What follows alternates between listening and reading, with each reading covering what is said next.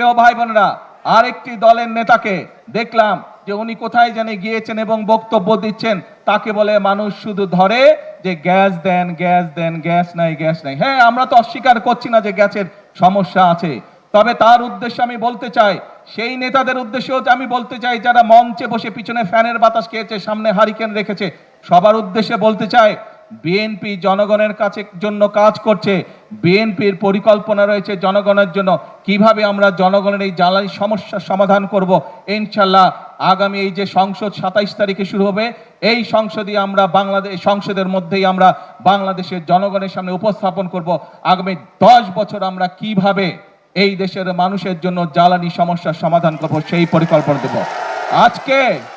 আজকে এই সকল রাজনৈতিক দলকে পরিষ্কারভাবে আমি বলতে চাই, আপনারা যদি মনে করেন অতই জনগণের প্রতি আপনাদের দায়িত্ব আছে, তাহলে আপনাদের পরিকল্পনা নিয়ে আসুন জনগণের সামনে।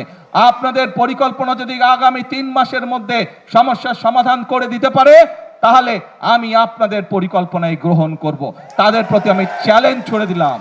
যেই বিদ্যুতের সমস্যা রয়েছে, যেই গ্যাসের সমস্যা রয়েছে, সেইটি সমাধানের জন্য তারা যদি সরকার থেকে ভালো কোনো পরিকল্পনা নিয়ে আসতে পারে, যে পরিকল্পনা আগামী 3 মাসের মধ্যে, বাদ দেন 3 মাস, আরো 3 মাস আমি তাদেরকে দিলাম, যদি 6 মাসের মধ্যে তারা সমস্যার সমাধান করতে পারে, তাহলে তাদের প্রত্যেকটি পরিকল্পনা আমরা বাস্তবায়ন করব। আর যদি তারা শুধুমাত্র জনগণকে বিভ্রান্ত করার জন্য, দেশকে বিভ্রান্ত করার জন্য এইসব কথা তারা বলে থাকে, তাহলে অবশ্যই তাদেরকে জনগণের কাছে ক্ষমা চাইতে হবে। কারণ একজন রাজনীতিবিদ হিসাবে শুধু জনগণকে বিভ্রান্ত করা তার দায়িত্ব বা কাজ নয়, বরং একজন রাজনীতিবিদ হিসাবে জনগণকে ধৈর্য শেখানো এবং সঠিক পথ দেখানোই হচ্ছে একজন রাজনীতিবিদের কাজ। সেই জন্যই আপনাদেরকে বলবো, আসুন, বিভ্রান্তির রাজনীতি স্বৈরাচার করে গেছে, মিথ্যের রাজনীতি স্বৈরাচার করে গেছে, ভাঙচুরের রাজনীতি স্বৈরাচার করে গেছে। আপনারা জনগণের সামনে প্রতিজ্ঞা করেছেন যে জনগণের জন্য কাজ করবেন, আপনারা জনগণের সামনে প্রতিজ্ঞা করেছেন যে আপনারা দেশ গঠনের জন্য কাজ করবেন। কাজেই সেই সব বিভ্রান্ত রাজনীতি বাদ দেন, সেই সব হঠকারিতার রাজনীতি বাদ দেন। আসেন, জনগণের জন্য কি করতে পারবেন, কি পরামর্শ আপনাদের থলের মধ্যে আছে, সেটি জনগণের সামনে তুলে ধরেন। কি পরিকল্পনা আপনাদের মাথার মধ্যে আছে যা জনগণের উপকার করবে, যা দেশের মানুষের উপকার করবে, সেটি জনগণের সামনে উপস্থাপন করেন। রাস্তায় বসে ভাঙচুর করা, রাস্তায় বিশৃঙ্খলা তৈরি করার দিন শেষ, সেই রাজনীতি শেষ। জনগণ এখন সেই রাজনীতি আর সমর্থন করে না। প্রিয় ভাই বোনেরা, আজকে এখানে দেখেছেন বিভিন্ন জন যারা বক্তব্য রেখেছে, তারা বলে গিয়েছে যে কিভাবে আমরা ঢাকা 17 এলাকার জন্য কাজ করছি, ঢাকা 17 এলাকার অবস্থানের উন্নয়নের জন্য কাজ করছি। তারা বলে গিয়েছে যে তাদের কিভাবে আমরা মানুষের উন্নয়নের জন্য এখানে কাজ করছি, মানুষকে স্বস্তি দেওয়ার জন্য কাজ করছি। এই যে আপনাদের পাশে এই গুলশান লেক আছে, বনানী লেক আছে, এই লেক যদি পরিষ্কারও করতে হয়, এই লেক পরিষ্কার করতে 6 মাস সময় লাগবে না? যত ময়লা এর মধ্যে আছে। কাজেই কোনো বক্তব্য রাখা খুবই সহজ কাজ, সমালোচনা করা খুবই সহজ কাজ।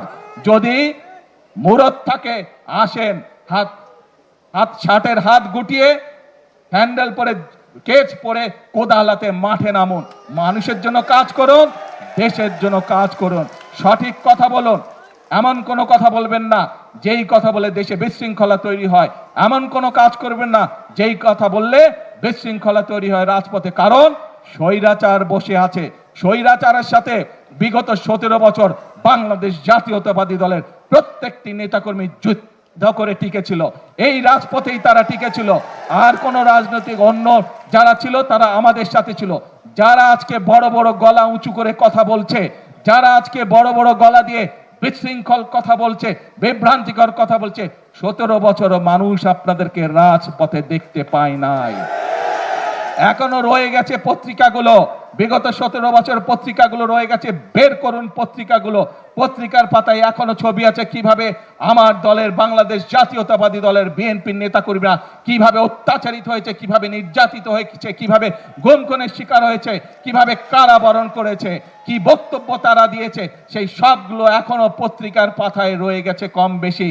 পত্রিকাকে সেদিন ছাপতে দেওয়া হতো না এইসব বিষয়, তারপরেও পত্রিকাগুলো চেষ্টা করেছে অনেকগুলো, সবগুলো না হলে অনেকগুলো পত্রিকা চেষ্টা করেছে বিরোধী দলের কণ্ঠস্বরকে যতটুকু সম্ভব তুলে ধরার জন্য। কিন্তু সেইখানে আমরা আজকে যারা বড় বড় কথা বলছে তাদের কোনো কথা সেখানে দেখিনি আমরা। কাজেই বাংলাদেশের মানুষের মন অনেক বড়। ভুল অতীতে করেছেন, ৭১ সালে ভুল করেছেন, ৮৬ সালে ভুল করেছেন, ৯৬ সালে ভুল করেছেন, ২০২৬ সালে এসেও মানুষকে বিভ্রান্তি করে কি কি সব টিকিট মিকিট বিক্রি করেছেন।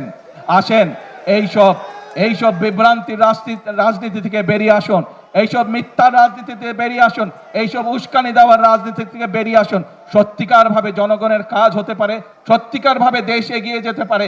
এইরকম যদি কোনো পরিকল্পনা আপনাদের কাছে থাকে, এরকম যদি কোনো চিন্তা ভাবনা আপনাদের কাছে থাকে, উপরে টেবিলে উপস্থাপন করুন, সংসদে উপস্থাপন করুন, জনগণের সামনে উপস্থাপন করুন। সেই পরিকল্পনা যদি ভালো হয়, সেই পরিকল্পনা যদি বাস্তবসম্মত হয়, সেই পরিকল্পনা যদি দেশ এবং দেশের মানুষের উপকার করে, অবশ্যই আমরা সেই পরিকল্পনা অনুযায়ী কাজ করব ইনশাআল্লাহ। প্রিয় ভাই বোনেরা, বাংলাদেশের মানুষ দেখতে চায় তাদের ভাগ্যের পরিবর্তন। বাংলাদেশের মানুষ দেখতে চায় যে তাদের এই প্রিয় মাতৃভূমি ধীরে ধীরে এগিয়ে যাচ্ছে পৃথিবীর বুকে। সেই জন্য যদি এগিয়ে যেতে হয়, বাংলাদেশের মানুষের ভাগ্যের পরিবর্তন করতে হয়, তাহলে এই যে ২০ কোটি মানুষ, ২০ কোটি মানুষের যে ৪০ কোটি হাত, সেই হাতকে কর্মীর হাতে রূপান্তরিত করতে হবে, সেই হাতকে শ্রমিকের হাতে রূপান্তরিত করতে হবে। প্রিয় ভাই বোনেরা, আজ আমি কে পেলাম সেটি বড় কথা নয়, আমি এই দেশ এবং এই দেশের মানুষের জন্য কি দিতে পারলাম সেটি হচ্ছে বড় কথা।